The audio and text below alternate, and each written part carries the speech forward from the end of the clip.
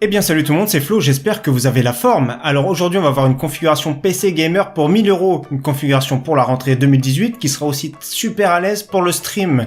Donc voilà, j'ai essayé de faire le mieux possible bien sûr, il y en a qui seront pas d'accord comme d'habitude, et il y en a qui seront d'accord avec cette configuration. Je vais également proposer une variante qui sera un petit peu moins chère, donc je vous dirai ce qu'il faudra diminuer ou changer comme composant si vous avez un budget inférieur, donc 800-900 €. Et je vous dirai ce qu'on pourra améliorer si vous avez un budget supérieur, 1100-1200 € environ. Donc juste avant de commencer la vidéo, petite parenthèse, ça va pas durer longtemps, je vais vous parler des RTX 2080 Ti qui sont annoncés. Parce que je pense que vous allez me poser la question, donc pour moi pour le moment c'est beaucoup trop cher, et surtout attention, déjà c'est 850 € pour la 2080 et 1200 environ pour la 2080 Ti.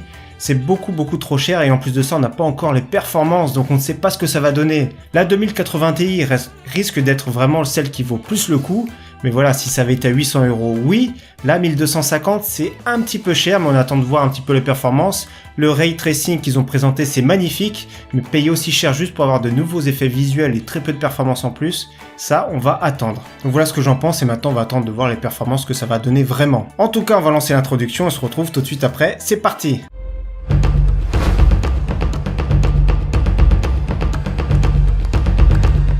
Alors c'est parti pour la config à 1000 €, mais pour ceux qui ont plus de budget, je vous conseille de checker mon site. Je sais pas si vous connaissez mon site, c'est la première ligne de la description, je fais très rarement de la pub, mais c'est un guide d'achat hardware. Donc ici on clique dessus PC Gamer par exemple, mes configs je les mets vraiment un jour très régulièrement, ici le 20 août, et ici il y a plusieurs pour tous les budgets, les configurations, donc n'hésitez pas à checker pour ceux que ça intéresse. Il y en a vraiment pour tous les budgets, donc voilà, toujours pareil, première ligne de la description pour ceux qui veulent, et d'ailleurs tous les liens que je les mettrai seront également dans la description. Donc on commence vraiment notre configuration à 1000 € avec le très bon Ryzen 7 2700. Pour 278 €, c'est un excellent processeur qui sera vraiment à l'aise pour le stream. Pour le jeu, il sera vraiment très bien, que ce soit 1080p, 1440p. C'est un processeur qui sera très bien pour l'avenir. En plus de ça, la plateforme AMD, comme je le dis à chaque fois, notre carte mère pour accueillir toujours de nouveaux processeurs. Donc ici, 8 cœurs, 16 threads. Autrement, au niveau gaming, il est vraiment excellent. Chez AMD, tous les processeurs sont overclockables, donc ça c'est bien. On pourra le monter jusqu'à 4 GHz. Je pense que c'est vraiment raisonnable. Et avec ça, on a quand même de très bonnes performances. Le prix est vraiment raisonnable. Il est vraiment à l'aise partout et à l'aise en stream aussi également. Pour ceux qui ont un plus petit budget, je vous conseille, on réduit la facture de plus de 100 € pour le Ryzen 5 2600, donc il est aussi performant en jeu,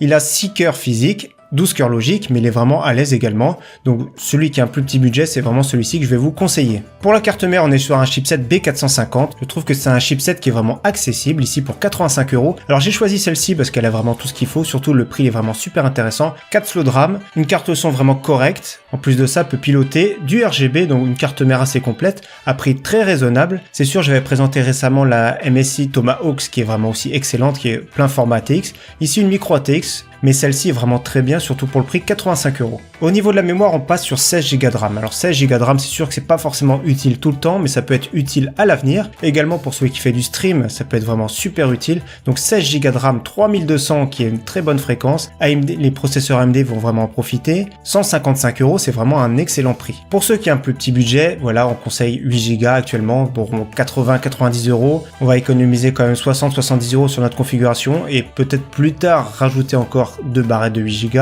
parce que notre carte mère le permet. Donc pour ceux qui veulent faire des économies, c'est là-dessus qu'on peut aussi également en faire. Alors au niveau de la carte graphique, je suis parti sur la GTX 1060 en version 6 Go. C'est une carte graphique qui est vraiment excellente pour jouer en 1080p, plus de 60 FPS, ultra sur tous les jeux. C'est sûr que moi je vous conseille souvent de jouer plutôt en élevé pour avoir un maximum de FPS pour dépasser les 100 FPS, mais c'est une excellente carte graphique, on est vraiment à l'aise pour du 1080p. Si vous avez plus de budget, bien sûr, je vous conseille pourquoi pas la GTX 1070, 1070 Ti ou 1080, sachant que les performances, on connaît pas des cartes graphiques haut de gamme, des séries 2000 comme j'ai dit en début de vidéo, et en plus de ça, elles sont beaucoup trop chères. Partie stockage, on va être sur du classique mais vraiment de l'efficace. Pour le système, donc le Windows, un SSD de 250 Go. En plus de ça, je vous conseille les logiciels que vous vous servez régulièrement, et on peut installer par exemple 2-3 jeux qu'on joue très régulièrement. Et pour compléter, 1 Tera de stockage, donc le Toshiba P300 version 1 Tera, c'est vraiment très bien. Moins de 40 €, c'est un très bon prix, et en plus de ça, je le trouve performant et assez silencieux. Au niveau boîtier, comme vous avez dû voir dans la miniature, j'ai choisi l'excellent Calling Observatory. Il est très joli, 3 ventilateurs RGB en façade, un en extraction à l'arrière. Sur le dessus, on peut mettre 2 ventilateurs de 12 cm ou le radiateur de water cooling. Donc c'est un très beau boîtier compact, compatible avec carte mère Extant ATX, ATX, Micro ATX et Mini ITX. Donc un très beau boîtier, je sais pas ce que vous en pensez, mais moi j'aime beaucoup, j'aimerais bien d'ailleurs le tester un jour. Donc pourquoi pas, je vous ai présenté d'ailleurs dernièrement, il y a aussi la version blanche qui existe. Très jolie, et donc je trouve que c'est important d'avoir quand même pour 1000 € un boîtier et une configuration qui soit très jolie. Au niveau de l'alimentation, on part sur 550 watts pour être tranquille, 80 plus bronze, semi-modulaire, semi-passive, la couleur Master Watt 550. Donc attention, il y a une version light qui existe, ça c'est la version normale qui est vraiment excellente, que je vous conseille avec une garantie de 5 ans et qui sera très bien pour notre configuration. On pourra même mettre une carte graphique un peu plus puissante, ça va tenir la route si vous pensez être juste. Il y a la version 650 watts qui coûte 10 € plus cher. Donc manquera plus qu'à monter votre configuration et bien sûr il faudra installer un Windows. Donc Windows, je conseille la version de chez SCDK que j'ai commandé déjà 3 ou 4 fois. Windows 10 Pro, une clé, donc il y a un petit code réduction, ça vous fait le Windows à 11 €. La clé d'activation, bien sûr, comme à chaque fois, il faut créer votre clé USB bootable grâce à l'utilitaire que vous trouvez sur le site de Microsoft directement. Il va vous créer votre clé USB, il faut une clé USB de 8 Go.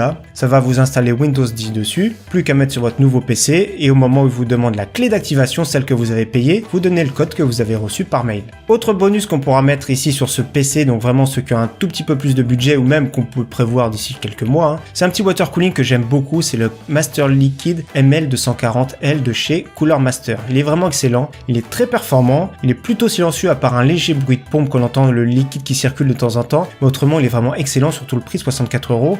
En plus de ça, ça nous permettra déjà d'avoir un beau look pour notre PC et en plus de ça d'avoir un très bon refroidissement et pouvoir permettre un overclocking jusqu'à 4 GHz tranquillement. Donc pour moi c'est une des références du moment, il est vraiment excellent, il a le look et il est performant. Donc voilà, vraiment encore une fois, j'espère que cette config vous aura plu, cette config de la rentrée. N'hésitez pas à regarder des benchmarks, mais comme je vous ai dit, elle est très puissante cette configuration pour jouer en 1080p, ultra tous les jeux à plus de 60 fps et même en élevé. Moi je préfère jouer en élevé honnêtement pour avoir un maximum de performance, surtout en multijoueur. Et là on est vraiment tranquille. Donc n'hésitez pas également à partager dans les commentaires si cette config vous plaît pas, ce que vous auriez changé sur cette configuration. On est dans un budget de 1000 € environ, il y a multitude de configurations possibles. Moi celle-ci je la trouve assez polyvalente et je la trouve surtout évolutive, donc on va pouvoir continuer à la faire évoluer. En tout cas, encore une fois, merci à tous, à très bientôt, ciao bye.